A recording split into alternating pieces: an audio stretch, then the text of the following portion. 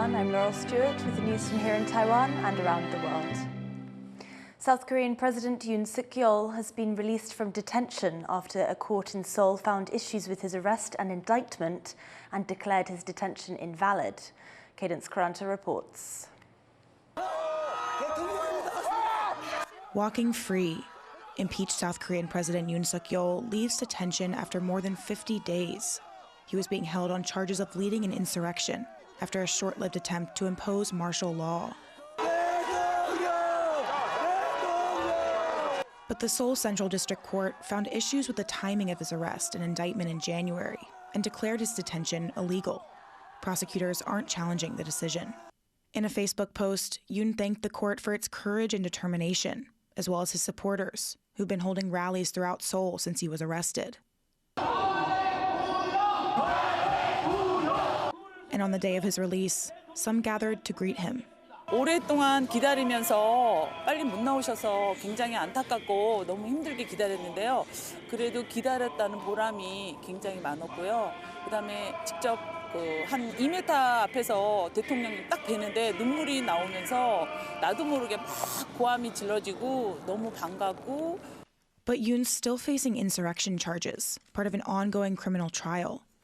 Yoon declared martial law in December last year, sending troops to the legislature and leaving many in South Korea horrified. The order was reversed by lawmakers within hours, but it created political turmoil and division, setting off months of protests from both opponents and supporters of Yoon. And it led lawmakers to vote for his impeachment. The decision on whether to remove him from office now rests with the country's constitutional court. For now, Yoon's release simply means he can wait out his criminal and impeachment trials from home. The embattled leader's legal and political fate still all but certain. Howard Jung and Cadence Karanta for TaiwanPlus. More than 1,000 people are dead after days of fighting between Syrian security forces and supporters of ousted President Bashar al-Assad.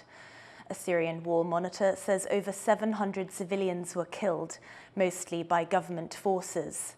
The violence erupted 3 months after Assad's government was overthrown when his loyalists attacked security forces. In response, the military sent thousands of troops to Syria's Mediterranean coast. In Taiwan, power prices may soon surge for residents and small businesses as the state-run electric company struggles with years of heavy losses. As John Van Trieste reports, whether the hikes go through now hinges on one key factor. At Mr. Xie's small Taipei eatery, there's a bit of worry in the air.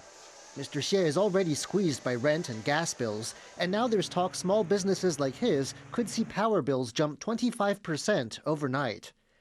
State-run electric company Taipower is in bad financial shape, with losses of over $1 billion over the past 3 years. The money to keep the power flowing needs to come from somewhere. And while price hikes for bigger industrial users have so far been a focus of attention, smaller customers, those who use less than 330 kilowatt hours, could soon be hit hard too. At a time of rising living costs, including power price hikes last year, this is worrying for Mr. Xie. 很贵，对呀，这严重到，像我的店啊，夏天的7000，冬天是差3000块。你夏天已经把我们加钱了，又不能调降。 So far, Taipower says it has no definite plans, but it needs to find a lot of funding fast. It would take an injection of $1.5 billion this year alone to break even. The key is an upcoming meeting of the board at the Economy Ministry that sets electricity rates, and whether it agrees to subsidize small users' power bills this year. 330度以下，现在确实是比成本便宜很多啊。 那能不能调？要不要调？电价方案怎么决定？那全部都是由审议委员会去决定。 If the idea of a rate hike for small users does go ahead, 13.5 million households will face higher bills, not to mention small businesses. But without the cash the company needs, economists say service could suffer. Some suggest a gradual price hike as a solution. 你为了要去补贴民生，那你叫这个企业价格定低一点合理，但是不应该叫这个企业来亏钱买嘛。让电价慢慢的回归，就是至少让它不亏损。我觉得这应该是可以努力的方向。It could take time before the government has an answer. This has been a year of heated political arguments over government spending. And with no word on what its budget for this year might look like, Taipower is in limbo, with little to go on when it comes to planning pricing for the coming months. Eason Chen and John Van Trieste for TaiwanPlus. The US's recent decision to pull military and intelligence support for Ukraine has left European leaders scrambling. With new talks between Washington and Kyiv set for next week in Saudi Arabia, Alec MacDonald spoke to Keir Giles from Chatham House about the EU's growing security concerns. What is the United States under Donald Trump doing?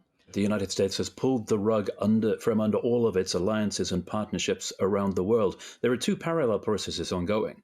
There is the Trump-Musk duopoly, the Trump-Musk junta, which is eviscerating the federal government in the United States itself. It's destroying all the systems that cause the United States to function as a country, while at the same time, all of the international alliances and partnerships and even basic assumptions of friendly relations are being torpedoed at the same time.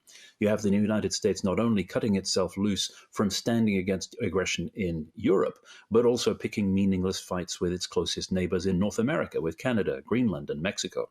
So it is a dual-track program of eliminating the United States as a force for stability and even as a functioning country within its own borders. And of course, from the very earliest stages of Russia's full-scale invasion of Ukraine, it's been clear to Europe that if a marker is not put down and aggression is not deterred in Europe, that, of course, will encourage other aggressors around the world. What is the European security situation as far as projection from the European countries and the European Union? Can they provide right now a secure blanket of cover, a secure military coverage for the continent?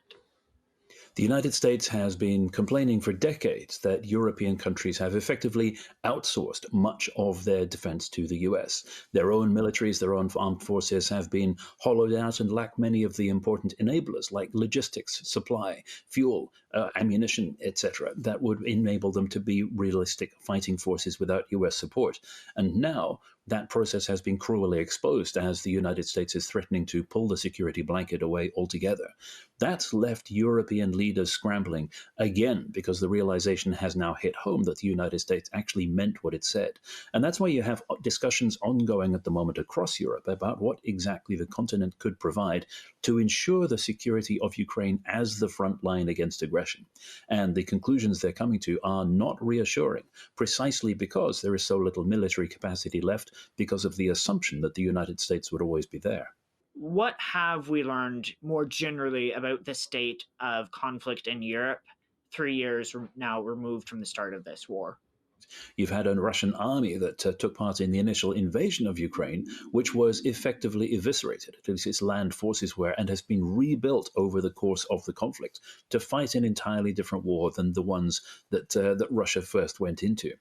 But the fact that the Russian land forces have been gutted has distracted many European nations from the fact that Russia still has the power to strike at extremely long distances using its other forces. The Air Force with its bombers and missile carriers, the Navy with its warships, all carrying extremely long-range missiles. So Russia doesn't have to be adjacent to a country to cause it serious damage. And that means that those Western European countries that thought they were insulated from Russia by distance now have some serious calculations to do, particularly because when you look at it on a map, it seems that countries like Ireland, the United Kingdom, Spain are nowhere within reach of Russia. The trouble is the world is not flat, and Russia has practiced hard over many years, delivering damage around the world globally. What is a realistic picture for the results of these negotiations between Russia and the United States? It's important to bear in mind that there is not a peace process. This is not something that is actually going to work towards a durable peace, even if talks begin between the United States and Russia and what they both want to impose on Ukraine. Ukraine is currently faced with a situation where fighting on is better than being forced into a catastrophic peace arrangement.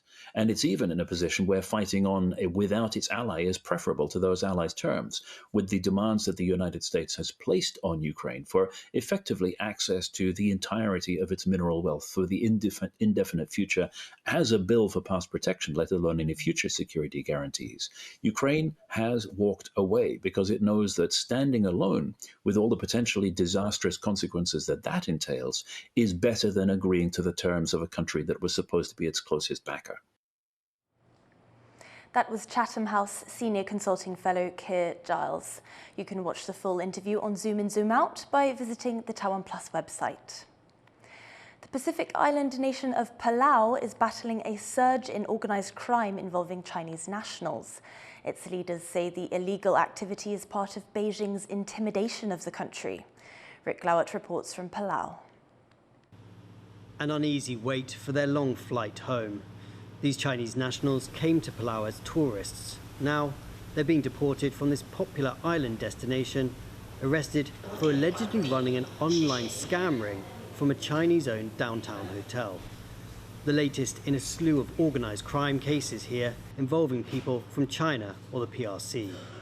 I would say all of the suspects that were arrested are PRC citizens, and the suspects from the other cases are all PRC citizens. It appears that PRC is sending their folks over here to Palau to work in these online scamming centers.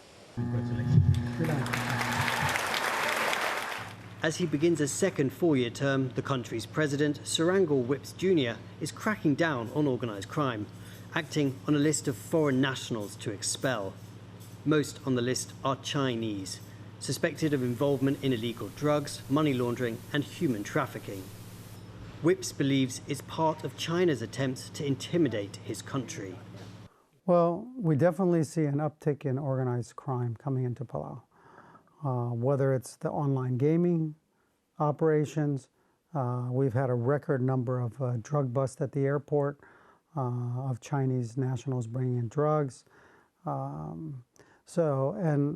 These are all issues, I think, that help weaken us as a nation. Situated in the Western Pacific between the Philippines and the US territory of Guam, Palau says it is no stranger to Chinese tactics. With China as its biggest investor and source of tourists, this small island nation has already gone through rounds of economic incentives and punishments from Beijing, especially because of its relationship with Taiwan. With a population of only 18,000, Palau is one of just 12 countries around the world to officially recognize Taiwan, a self-ruled democracy that China says is part of its sovereign territory. High-level Taiwan officials, including the country's president, have been hosted here, visits that Beijing has made it clear it's not happy about, preferring that Palau cut ties with Taipei and instead establish official diplomatic relations with Beijing. Over the last few years, Palau has been hit by suspected Chinese cyber attacks and regularly records Chinese research vessels entering its exclusive economic zone. The Chinese Communist Party rejects allegations of using organized crime for coercion, but many see a pattern in this region. Chinese organized crime is not a standalone enterprise about which the Chinese government knows nothing, but it very much is part of China's effort to assert itself, to establish its influence around the region and also around the globe. Experienced in combating Chinese intimidation, Taiwan has been helping law enforcement here, sharing intelligence and lending manpower to investigations, already leading to arrests of suspected scam ring leaders and money launderers. Refusing to succumb to pressure, these two island nations share a common threat, as well as a determination to decide for themselves who to be friends with. Alex Chen and Rick Lowett in Koror, Palau for TaiwanPlus. The Coast Guard has rescued a group of children after rough weather hit a sailing event off Tainan. Strong winds disrupted the three-day Taiwan Cup National Sailing Championship, causing one boat to drift towards open sea. Rescuers saved 13 people, 12 of them children. Everyone is safe. Thank you for watching What's Up Taiwan. Finally, we leave you with these monarch butterflies in Mexico. Their numbers have been dropping and more people are now taking action to preserve their habitat. I'm Laurel Stewart. Take care and see you next time.